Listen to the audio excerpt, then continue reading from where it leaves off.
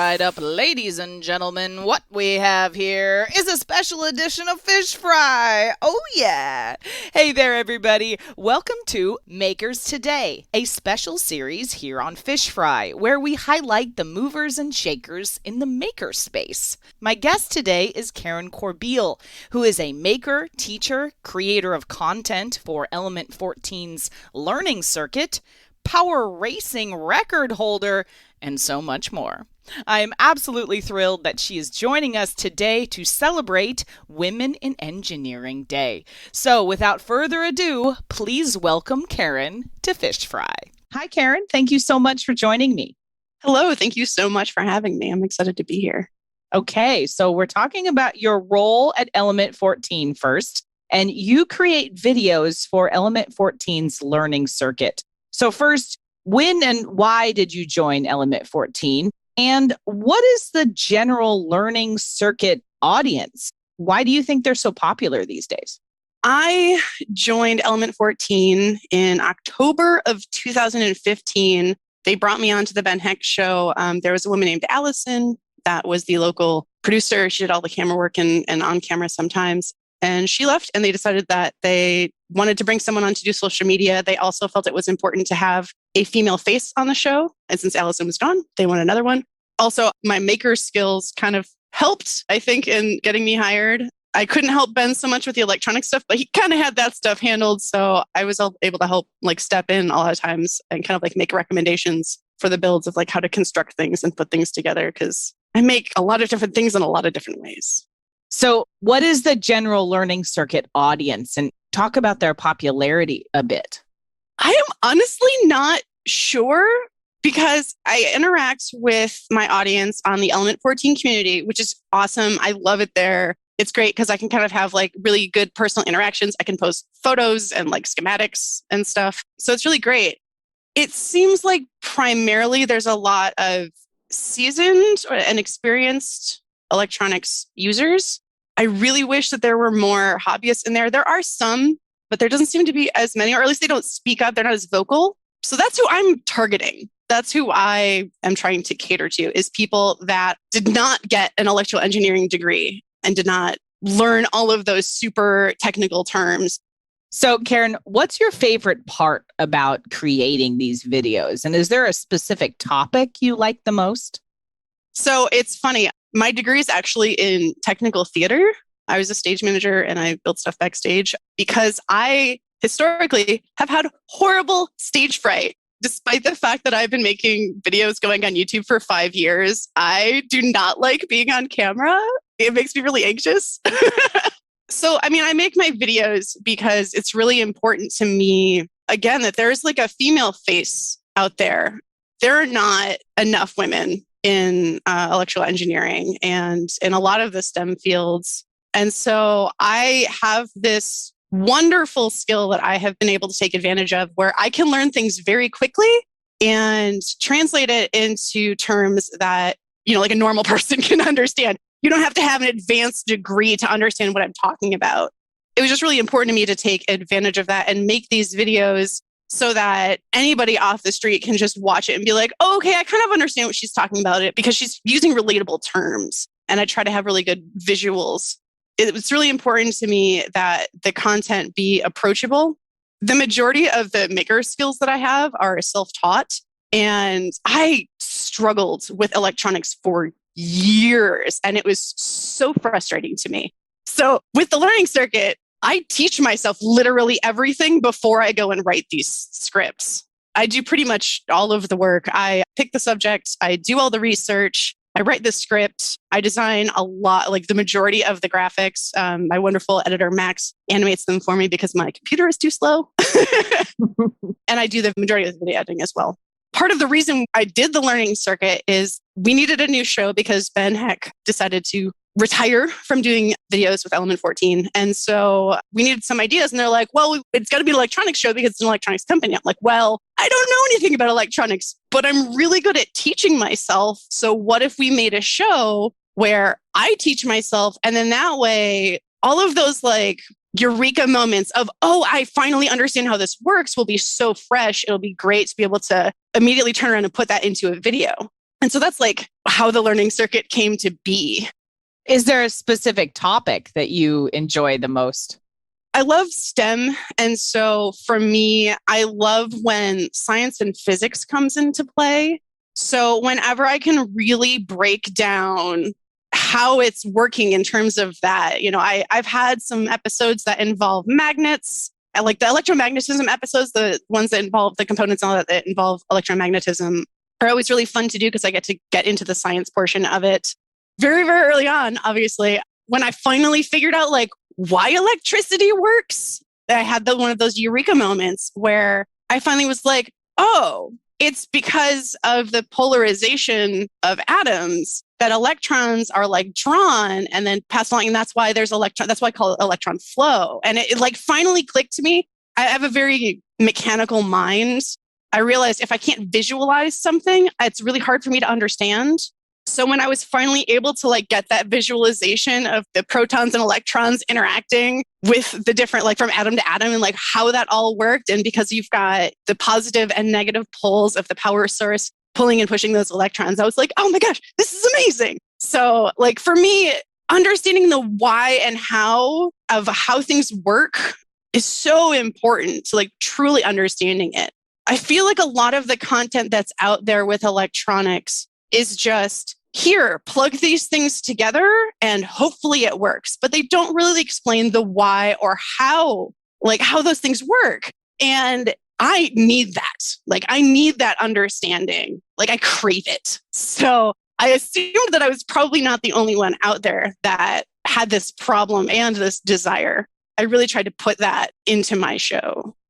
Excellent. Now, you also helped put together an adult maker group called the Mad City Makers and the Baudry, a maker hackerspace. So can you tell me the story behind the creation of this maker group and what this maker space is all about? Yeah, so I moved to Madison, Wisconsin about 8 years ago, and there is a hackerspace here, and I was good friends with a lot of the people that ran it, but I spent 3 months there and just like never really felt at home. It was much more techie and focused on entrepreneurs and professionals. I was very much a hobbyist maker and craved that community of people that just wanted to get together and make things and try stuff out and break stuff and take things apart. And there was some of that there, but it wasn't what I was looking for. And so I was introduced to my co-founder, John Ike, and he kind of had some of the same problems. And so we had no money. And so we started meeting in public libraries and trying to find our people. And about a year later, we got really lucky and opened our first space with 4 members, each paying $50 a month. And then a year after that, we had enough people to expand and we moved and tripled our space. And a couple years after that, we had enough people and wanted more space. And so we moved again. So we are currently in our 3rd space, actively working on expanding into the next space next door, which is, I think, going to nearly double the amount of space we have. And despite quarantine, and we were closed for a few months at the beginning of when COVID hit, but we were able to open to just members a few months after that. And we did lose quite a few members, but we gained them back very quickly. And I think we have like over 400 members now. Like, it's kind of insane how successful we are. I really wish we had more internal community. That's something that I'm going to try to work on when we can open back up and kind of have more events where members can kind of like mingle and work together. But that's in the future. So, Karen, I was also absolutely intrigued by your participation in the Power Racing series, which is, for my audience who does not know, an international electric car racing league for adults. And you hold the record for the most wins as a single driver. So tell my audience more about this experience. Oh, man. It cracks me up so much that you found this and that you know that. Like that's very much like a within this series knowledge, and like only people that have been around for 10 years know that. So I am impressed that you found that knowledge. I was trying to find the names of and previous winners of other years, and I was looking around and I'm like, wait a minute. I have a one of the like 10-year anniversary medals that has all of the winners on it. It was hanging on my bedpost. So I was trying to think of like, how many medals I think I have around like 15 medals that I won. So yes, the Power Racing series was founded by Jim Burke and Patrick Callahan out of Pumping Station 1 in Chicago, technically in 2009. In 2010, I had an internship in Chicago and had just discovered my first hackerspace, i3 Detroit. They were like my first love. Like I walked into i3 and I was home. I like found my family. But I had this internship in Chicago that summer. And so I wandered into the other hackerspace thinking, oh, well, find my people. And I met Jim and we were hanging out one day and he's like, hey, are you any good at organizing things? And I just like laugh and I go, yes. Why? Actually, I think I said yes, and that's an understatement. Why? And then I spent that entire summer helping him organize the first official Power Racing series at Maker Faire Detroit in 2010. And it was a hot mess, but hilariously fun. And then the next 3 years, I built cars and raced and won a lot. And then I retired because I won a lot. But also I retired because I was starting to work on founding the Baudry. And so you can't be an awesome, successful racer and also like create this giant thing from the ground up at the same time and, have jobs and other hobbies and things. So Power Wheels is amazing. A lot of our winners and like prominent drivers have been women. And Jim, one of the founders, does commentary during all of the races. And he's always been really great about kind of helping push all of our women onto pedestals because they're all amazing. I have met so many incredible people through this thing. It really is my favorite thing in the world. It's such an amazing community because people are hacking these little children's ride-on toys and then racing them around. I mean, during the races, they only get up to about 15 miles an hour just because like the turns are so sharp and like there are not long straightaways. But people have built these things to go like 40 miles an hour. And like you are sitting atop this plastic thing that you have probably welded a metal frame onto and put like car batteries in.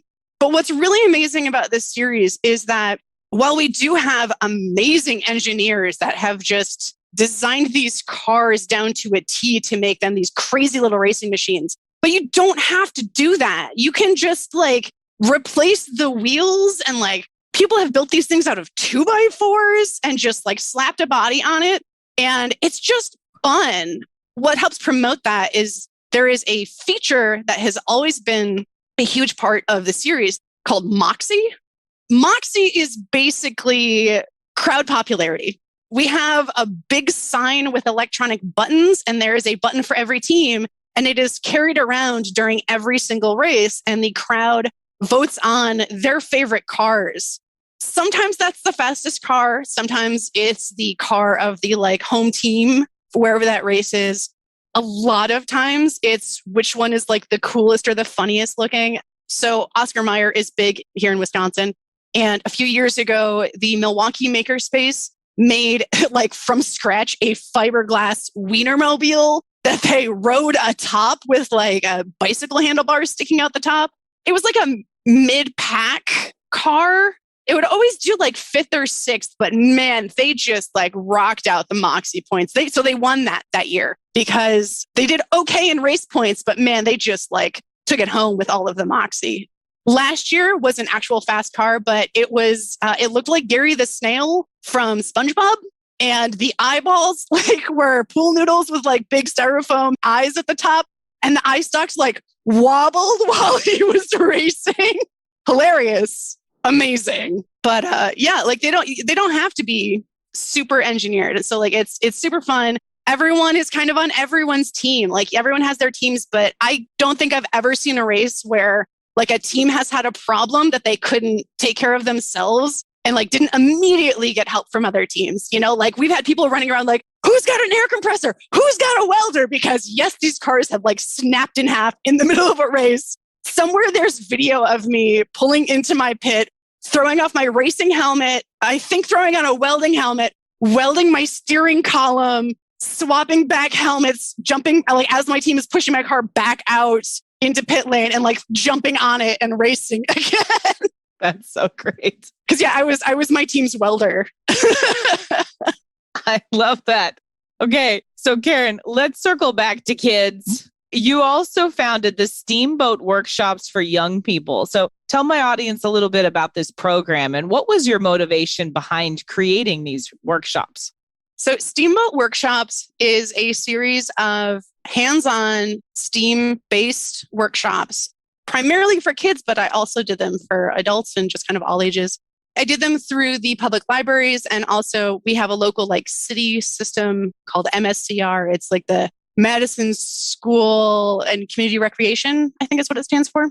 So like the Civic Center kind of stuff. I have always wanted to be a teacher, and as I have developed as an adult, realized that being in a traditional classroom environment is not for me. For one, I am very much not a morning person. But so I just have always been driven to teach people pretty much everything that I do. My show, my hackerspace, STEAMboat, even Power Wheels, honestly, has been about teaching other people and exposing people to making stuff with their hands. I went to schools that didn't have a lot of, we didn't do a lot of hands-on stuff. We didn't do the experiments. I never made a potato battery or a radio or anything like that. A lot of those simple experiments that a lot of people do in school, I never did. And in my learning about how to make things and about all of the STEM subjects, it has been invaluable to me to have physical hands-on experiences that help me understand how and why those things work. So I had moved to Madison and didn't have a job. And I would never describe myself as an entrepreneur, but I keep starting things. So maybe I am. It's just never about money. So I started these series of workshops and contacted a bunch of local organizations and just did a lot of research on the internet, trying to figure out things, and was just trying to find ways to get kids interested about, STEM topics. And they always had to be building something or making something or making an experiment. Something physically with their hands was really important to me. All right. Well, we're talking about women because we're celebrating women in engineering. So let's talk specifically about the maker movement. Now, you've been in the maker movement for a long time now. Do you think the role of women in the maker movement is evolving? And how do you encourage women in engineering or electronics design to get involved specifically with the Element 14 community? I feel like since the Me Too movement happens, a lot more people are just aware of the sexism and unconscious bias that exists everywhere, and especially in the STEM industries. And people are starting to actually get called out for it, and they're recognizing it. And that's really important. So I think it's starting to change. Yes.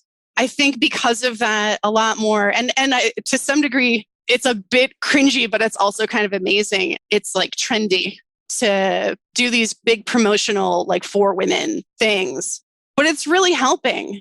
I think it was last summer. Oh, don't ask me about timelines. Element 14 did a hashtag badass women in engineering or whatever it was contest, because we had our shows where, we have 3 shows that come out on Wednesdays. There are 2 others than mine that alternate. And then there's the big Friday builds that are similar to what Ben Heck used to do. But I was the only woman we had. And I was way too bogged down teaching myself something new every month and designing circuits that I only kind of understood what was going on because I was still learning it while I was making it. So I didn't really have time to do big Friday builds, even though I might have wanted to. So they're well, we need to not put all of our weight on Karen's shoulders. So let's maybe see if we can get some other women. So they did this contest, and it's amazing. We've got a handful more that do our Friday shows. They're all wonderful people. And I'm always wow, that's so cool, this thing that you made. And I'm so glad that you work with us now and you get to make videos and we get to see it. It's so cool. I think we've still got a long way to go. There's clearly not gender equality in a lot of these fields, but we're making headway. And so that's good. Progress is progress, right? Absolutely. All right, Karen, it's time for your off-the-cuff question. Now, since you haven't been on my show before, we've been in lockdown for, it seems, forever these days. If you could have one food right now, it doesn't matter if the restaurant is closed, you have to go to another country, heck, you need a passport to get there. What would you have?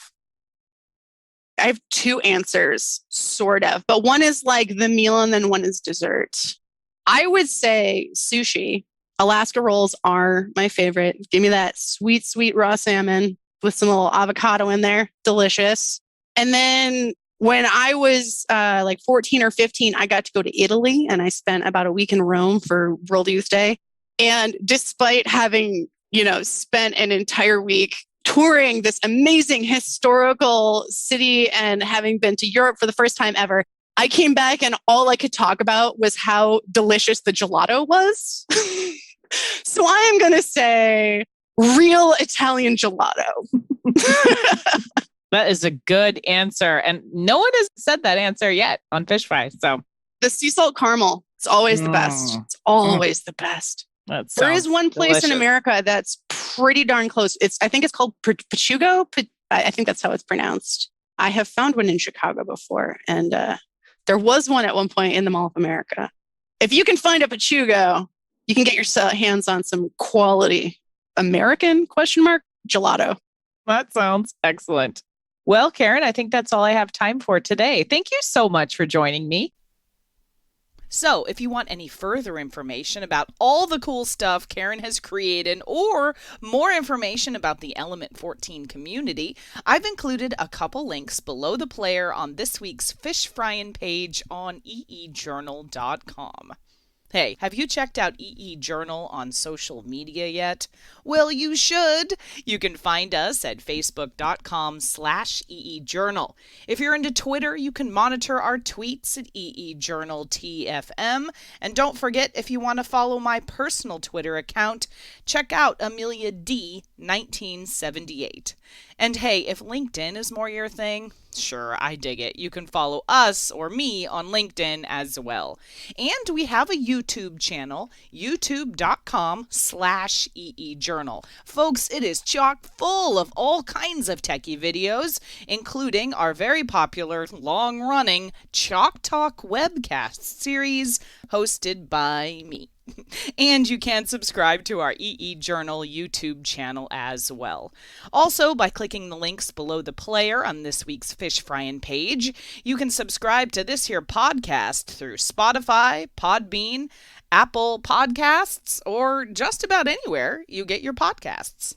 And remember, if you'd like to further support this podcast, please leave me a review on that podcasting platform of your choice. Thank you everyone for tuning in. If you know of any cool new technology, or if you just want to chat, shoot me a line at amelia@eejournal.com or post a comment on our forums on EE Journal. For June 23rd, 2021, I'm Amelia Dalton, and you've been fried.